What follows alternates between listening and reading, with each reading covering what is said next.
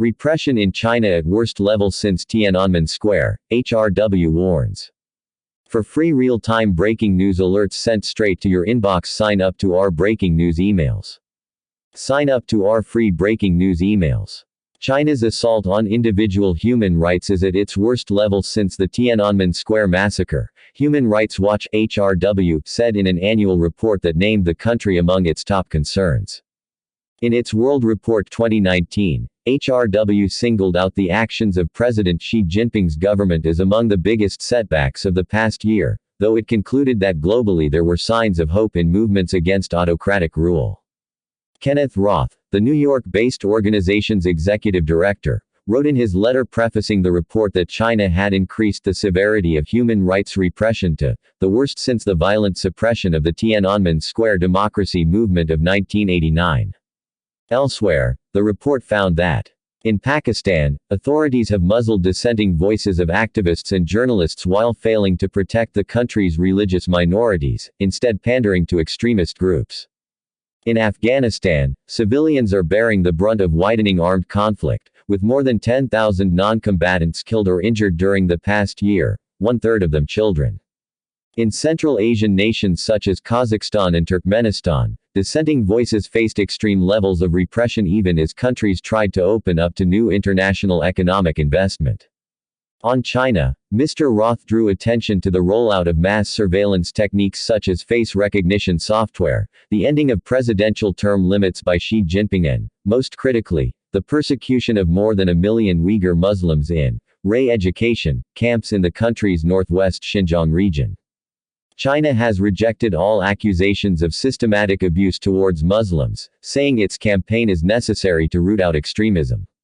Having previously denied the existence of the Xinjiang camps, in October it opened them up to state broadcaster CCTV for a 15-minute segment showing how inmates receive free vocational training at the facilities. Human rights defenders in China are subject to arbitrary detention, imprisonment, and enforced disappearance, according to the report. And, through its Belt and Road program of international infrastructure projects, China fostered autocratic mismanagement in other countries, Mr. Roth said. This year it became clear that Xi is detaining 1 million Uyghur Muslims for so-called re-education, which basically means forcing them to renounce Islam and to renounce their ethnicity, he said. Mr. Roth said if any other country was doing this, it would be an outrage, but China, because of its economic clout, has been getting away with it.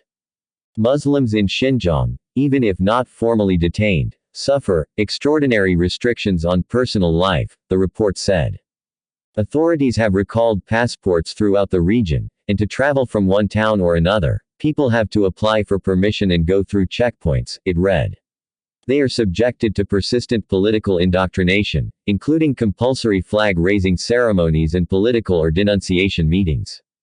With unprecedented levels of control over religious practices, authorities have effectively outlawed the practice of Islam in the region.